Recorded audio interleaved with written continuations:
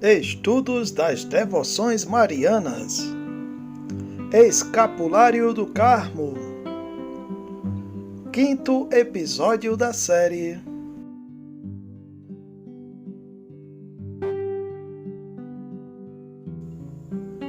Inspirai, Senhor, as nossas ações e ajudai-nos a realizá-las, para que em vós comece e para vós termine tudo aquilo que fizermos. Por Cristo nosso Senhor. Amém. Santa Maria, Mãe de Deus, rogai por nós. Glorioso São José, rogai por nós. Em nome do Pai, do Filho e do Espírito Santo. Amém.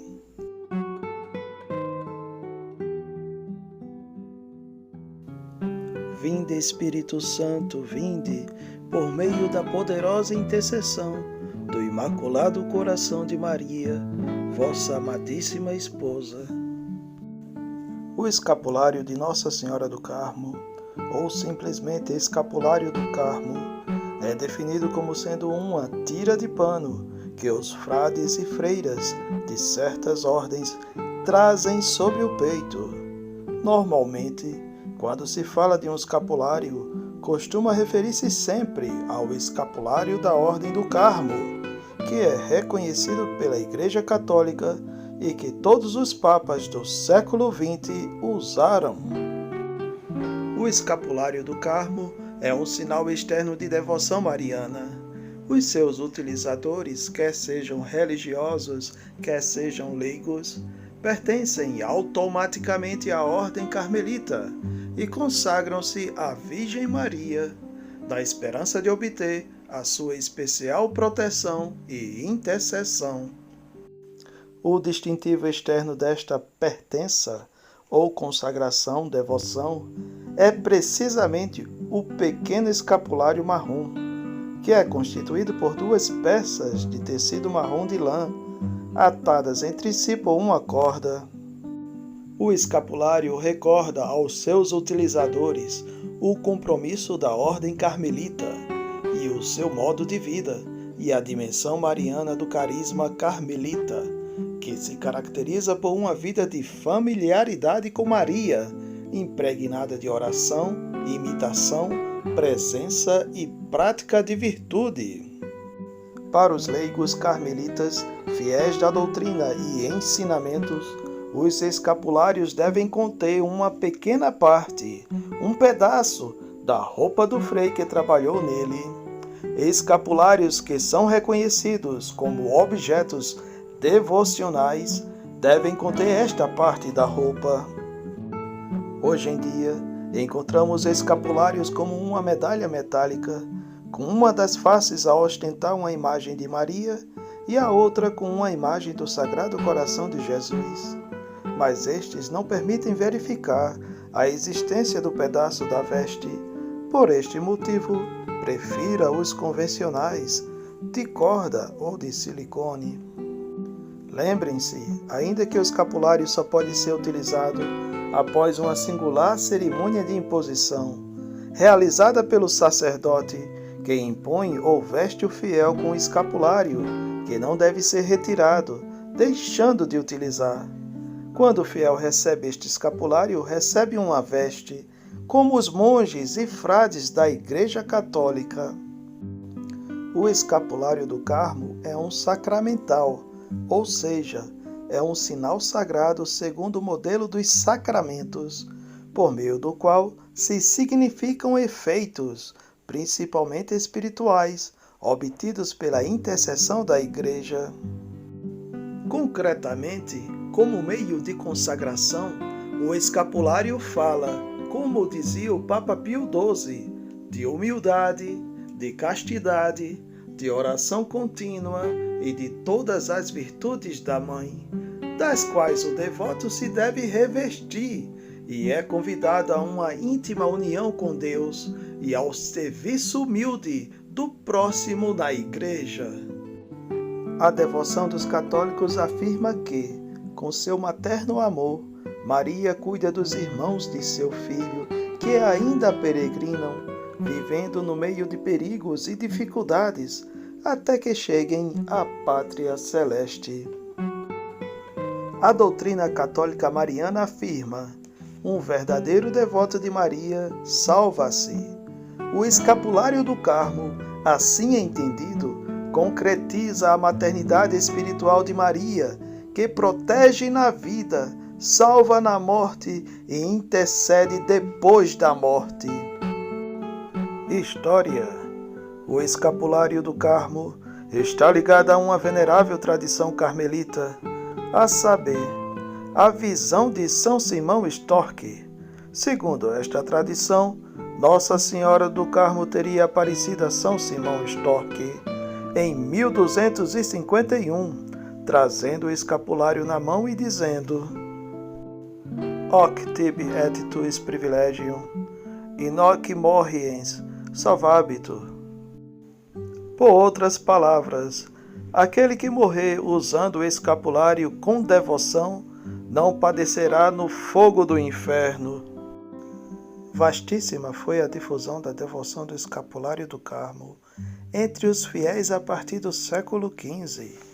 Houve vários papas que eram devotos do escapulário, tais como Inocêncio IV, João XXII, Alexandre V, Bento XIV, Pio VI, Clemente VII, Urbano VII, Nicolau V, Sisto IV, Paulo III, São Pio V, Leão XI, Alexandre VII, Pio IX, Leão XIII, São Pio X, Bento XV, o Pio XI, Pio XII e São João Paulo II. Além de usarem o escapulário, estes papas estimularam e aconselharam os católicos a usá-lo e premiaram esta devoção, aprovando os seus privilégios e cumulando de favores as confrarias do Carmo. Houve também inúmeros santos que usaram o escapulário, como por exemplo o santo Afonso de Ligório, São Pedro Claver, São Carlos Borromeu, São Francisco de Sales, São João Maria Batista Vianney, Beato Batista Montovano, São Pompílio Pirrotti, São João Bosco, Santa Teresa d'Ávila, Santa Teresinha do Menino Jesus, São João da Cruz, Santa Maria de Jesus e Edith Stein. Deste modo, o escapulário tem servido de instrumento para estender a família carmelita para além do círculo de frades e freiras, com a ampla agregação de leigos devotos do escapulário. Privilégios e benefícios. Quem usar o escapulário e ser devoto a ele, obtém vários privilégios, tais como 1. Proteção e intercessão especiais da Virgem Maria em todos os momentos da vida, da morte e mais além. 2. A saída do purgatório o quanto antes possível, para quem morrer devotamente com ele. 3. Várias indulgências plenárias e parciais. Indulgências. Ganha-se indulgências parciais quem usar piedosamente o escapulário. Pode-se ganhar não só por beijá-lo, mas também por qualquer outro ato de efeito e devoção. Recebe-se também indulgências plenárias nos seguintes dias listados: no dia em que se impunha o escapulário e que é por isso inscrito na Ordem Terceira do Carmo.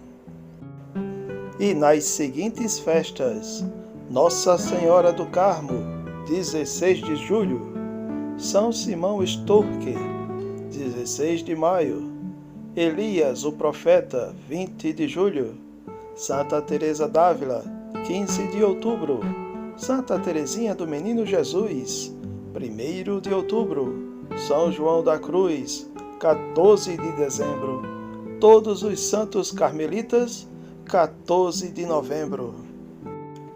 Privilégio sabatino. Uma das promessas de Nossa Senhora do Carmo a São Simão Storck se refere ao privilégio sabatino. consiste que aquele que morrer usando o escapulário sairá do purgatório no primeiro sábado após sua morte. Este privilégio foi confirmado pela Bula Sacratissimo Ut Communi, do Papa João XXII, que tem também o relato de uma visão sua sobre este privilégio. Porém, esta bula, analisada pela moderna crítica histórica, foi considerada como não autêntica e infundada pela Igreja e pelos historiadores.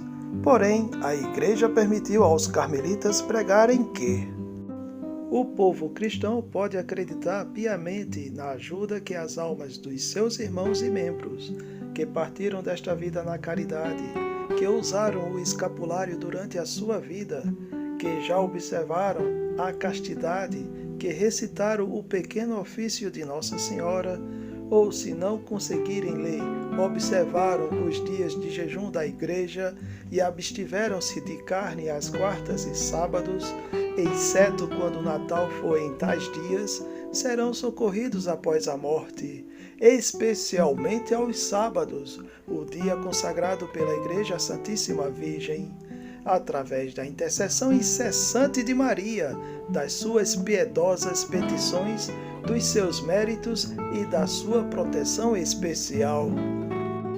Citação retirada da súmula de indulgências e privilégios concedidos à Confraria do Escapulário do Carmo, aprovada no dia 4 de julho de 1908 pela Congregação das Indulgências. Se uma pessoa pecar contra a castidade ou deixar um dia de fazer a obra prescrita, poderá recuperar o privilégio ao confessar-se e cumprir a penitência. É de salientar o fato de que esta súmula, baseada num outro documento anterior do Santo Ofício, 1613, não menciona nem a bula de João 22, nem as visões deste Papa sobre o privilégio sabatino. Mas, por outro lado, este documento exprime a apreciação e a aprovação da Santa Sé, a fidelidade ao escapulário do Carmo. Apesar de o documento não mencionar a libertação imediata do purgatório no primeiro sábado após a morte, o privilégio sabatino em sentido estrito, ele faz referência à especial proteção e intercessão incessante de Maria para os verdadeiros devotos do escapulário. E o documento prefere também usar o termo mais lato aos sábados, nunca mencionando o termo no primeiro sábado.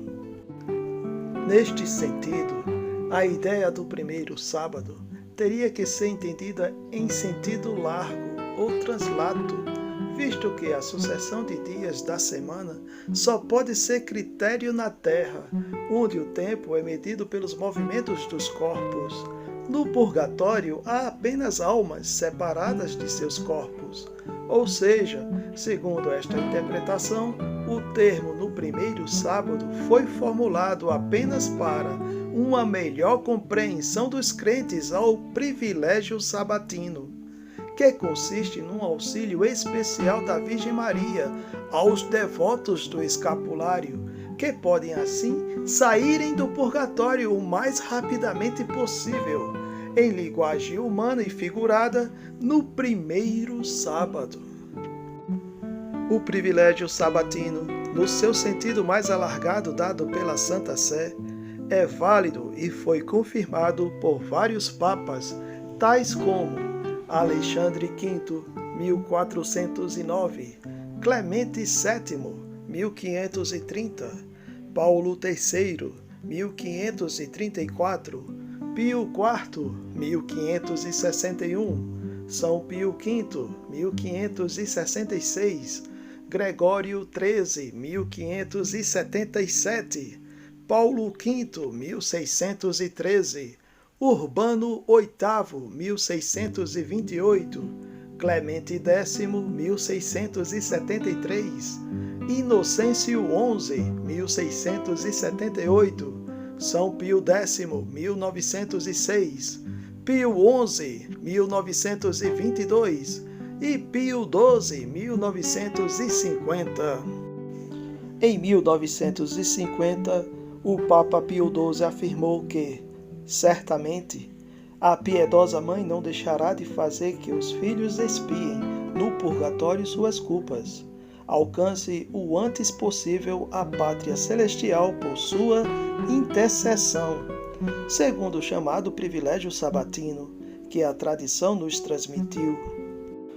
Apesar de toda esta confirmação, os católicos não são obrigados de acreditar no privilégio sabatino, porque ele pertence às revelações privadas, que não fazem parte da revelação divina. O escapulário é um sinal forte de devoção, não devendo ser confundido como um objeto mágico ou de adoração.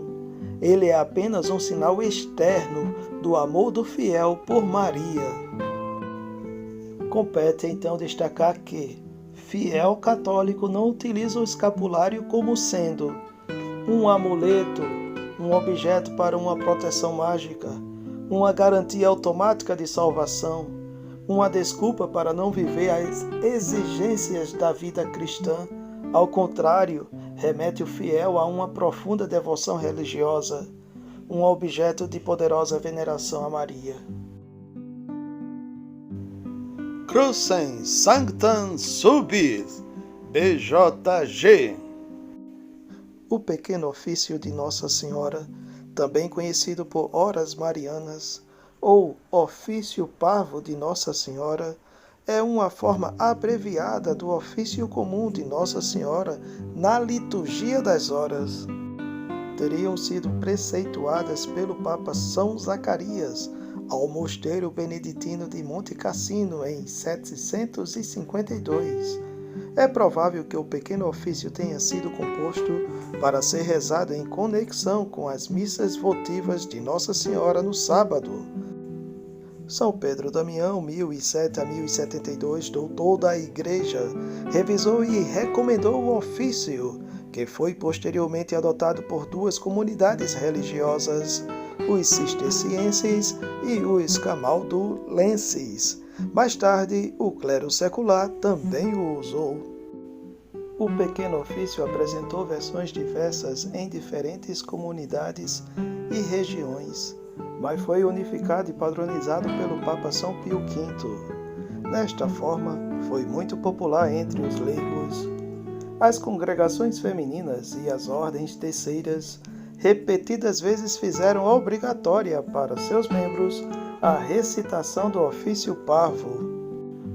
Os elementos do pequeno ofício de Nossa Senhora são também os mesmos que os da liturgia das horas, textos bíblicos com maior ou menor referência ao mistério de Maria, com salmos e antífonas apropriadas, responsórios, intercessões e oração, toda de um caráter mariano. A originalidade do pequeno ofício está precisamente na ênfase dada à pessoa de Maria que, não obstante, nunca é apresentada isolada do mistério de Cristo e do plano de Deus para a salvação e santificação da humanidade. Ela é sempre retratada como parte da história da salvação, como o fruto admirável do poder divino, como a mãe do Redentor, ou como a imagem da Igreja.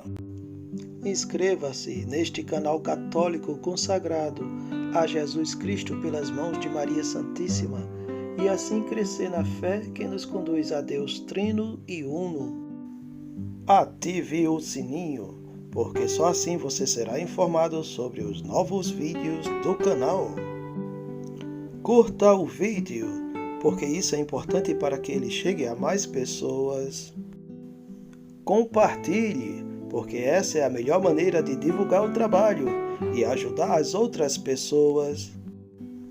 Comente o que mais chamou sua atenção no vídeo assistido. Deixe a sua opinião, ela é importante. Oração de Nossa Senhora do Carmo.